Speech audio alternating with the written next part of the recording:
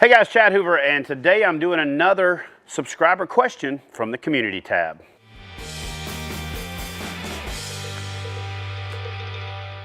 All right, so you're going to notice that I'm mentioning this community tab quite a bit. One of the reasons that I'm excited about this community tab, even though I wasn't in the beginning, is literally I preach that we're a community, that we're a brotherhood. That's what I'm trying to grow. So what better place for us to grow and interact than in the community tab?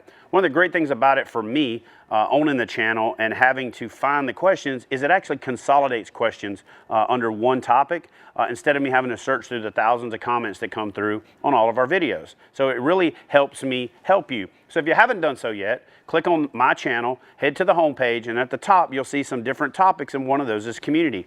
Click on that community tab, and listen, if you turn on your notifications for the channel, you'll also get a notification when I post to the community tab.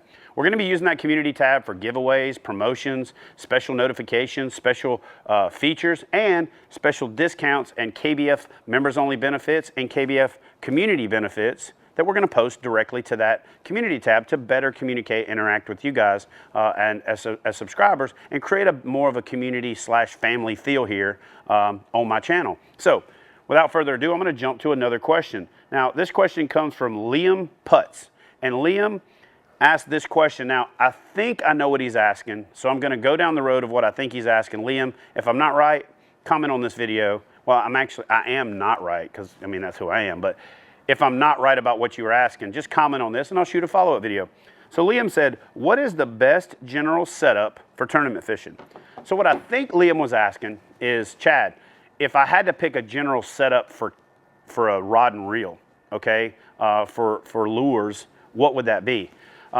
So if I'm right about what Liam's asking, and the reason that he's asking is to eliminate how much gear he has to buy, and he wants to buy one rod or a couple of rods to pull that ATV, that all-terrain vehicle of fishing.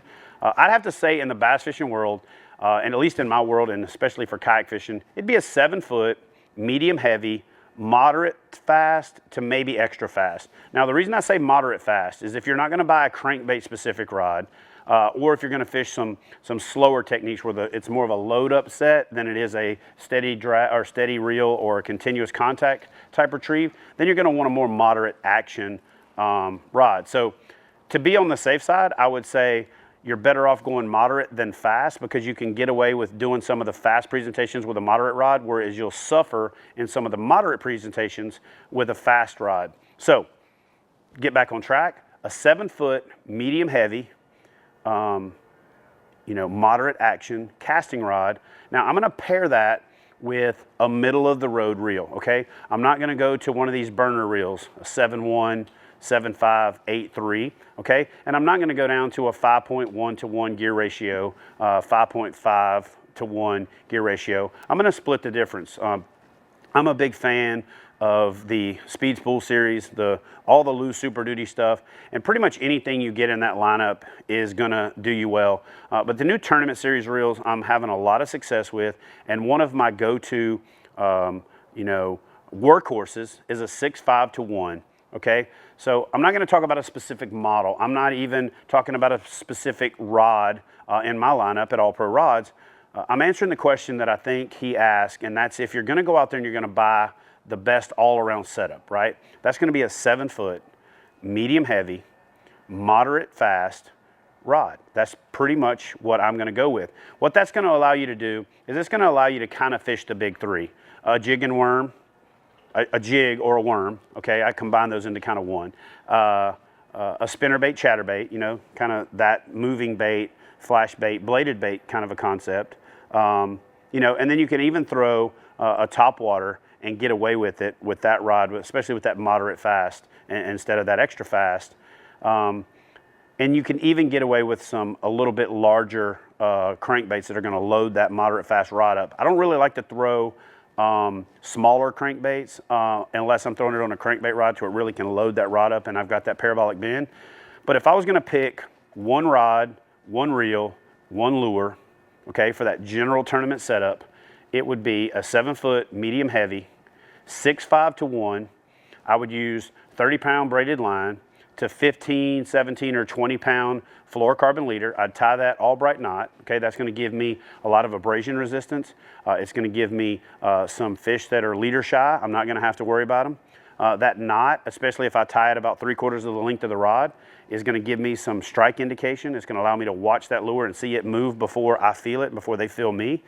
And then that leader is going to give me a breaking point if I hang up deep, that I don't have to pull the brush top out. I don't have to, you know, lose my lure, and I don't have to sit there and re-rig because it'll probably break at the knot. And then all I got to do is tie on another leader. So there's a lot of advantages of that, especially river fishing, where you're moving and you don't want to be hung up with 30-pound braid trying to go down a river and figuring out how you're going to cut it. That's a different video. But what I would say is the all-around #1 lure that I would tie on to that 7-foot medium heavy, moderate fast, 6.5 to 1 gear ratio reel.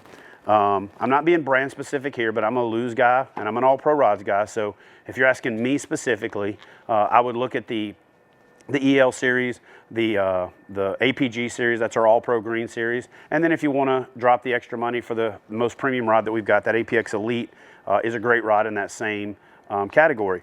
But what I'm going to do is I'm going to tell you my two choices right now. And this thing right here, I'm not a big fan of the guy wins a Bassmasters Classic and then the next day he's got a lure out and it's the greatest thing since sliced bread. I am a big fan of a football jig. I am a big fan of a stand-up jig. And I'm a big fan of structure jigs in the right condition, ball head jigs in the right conditions. And I'm going to do a more in-depth video on that. But your standard 1/2 ounce football jig with a skirt with a trailer on it is pretty cool. But let me just show you this Jordan Lee thing.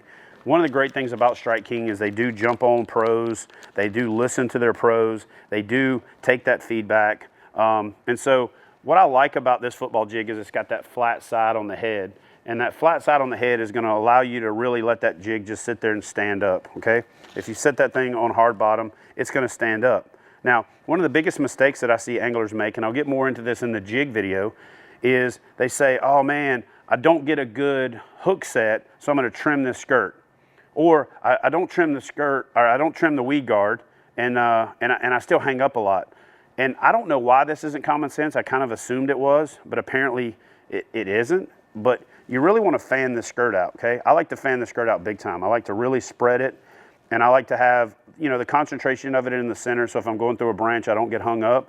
But I also want some of these little kickers off to the side enough that if that jig falls over on its side, you know, that hook point is there. Now, that's another great thing about this football jig that has the flat side on it, is the way that it's set up, it pretty much self-rights with any kind of movement. So even if it lands on its side, if you jiggle your rod tip, it just sets itself up. So the one thing I'm going to do in almost every condition, in almost every case, especially if I'm fishing in an area that I don't know, is I'm going to fish a jig. I just am. So one rod, one lure, one reel, that's my answer. But I like to put some type of trailer, some type of action on my jigs because I like to accomplish a couple things. I like to slow the rate of descent. I like to slow the fall. I like to slow the fall on the rate of descent. But I also like to give it a little more action, a little more bulk. And then when it's dead sticked, I want it to have some action while it's dead sticked. And I am a big fan of these Yamamoto Zeikos. This one right here in particular has been torn up when I Texas rigged it, because I like to just Texas rig these things and throw them, hop and pop them, swim them. It's a real versatile bait.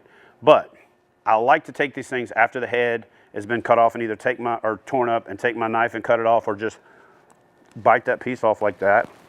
And it accomplishes a couple things. I get more mileage and money out of my baits. I get to reuse them. I call it the rebate concept, you know, because a rebate's when you get your money back. Well, if you rebait and you reuse a bait, you get more money out of that bait, so you get a little money back, and you get to reuse your bait. So it's a rebate.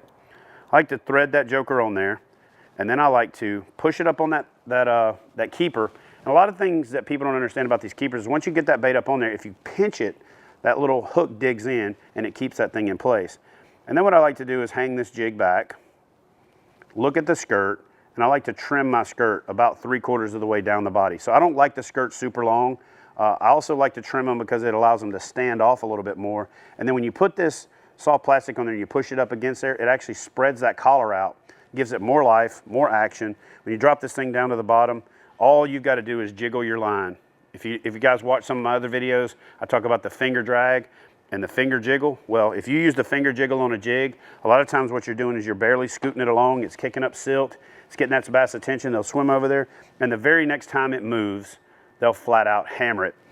The thing I like about this Zaco is that tail has got some buoyancy to it, and it's got a wedge edge on it, so it moves around, it undulates, and when this thing first hits and that jig sticks itself in the mud, this will resist it falling, and as it falls, it'll slowly settle in. But when it first lands, it's standing straight up, and that tail's just kind of wobbling, waving back and forth, and then as it's falling over, it comes to settle, and then the next time you jig it, that tail kicks up, creates a little action, drives them crazy. So, one rod, one reel, one lure, one trailer is going to be a 7-foot medium heavy, 6.5 to 1 gear ratio, lose reel. I like the quality, I like the durability, I like the company's stands behind their product, and then I'm going to use a I'm going to use a half-ounce black and blue jig or a pumpkin seed jig. I usually like to mix match my trailers. If I use a pumpkin seed, I use a black trailer, and if I use a black and blue, I use a pumpkin seed trailer. And, you know, every now and then I use the same and I match it up. Spread that weed guard out, throw that thing out there, but don't just fish it on the bottom.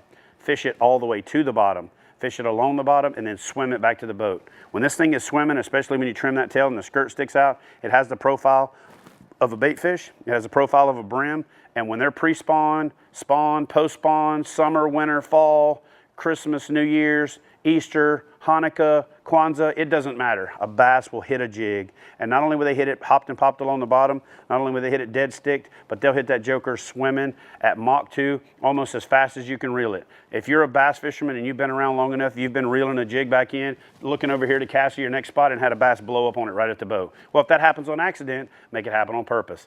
All right, guys, so I hope I answered Lewis's question. Listen, you guys keep engaging on that community tab, and I'll keep responding. I hope you enjoyed this type of video. If you did, please give this video a thumbs up. If you want to support the channel, consider becoming a KBF member. Head over to kayakbassfishing.com, click on the drop down, go to the store, and also grab some of our KBF merchandise and you know, represent the community, show your love for the sport of kayak fishing, and we'll do the best we can to make sure that we take those purchases and turn them into our ability to do more for the community. So, love you guys. See you next time, and y'all get out there and catch them.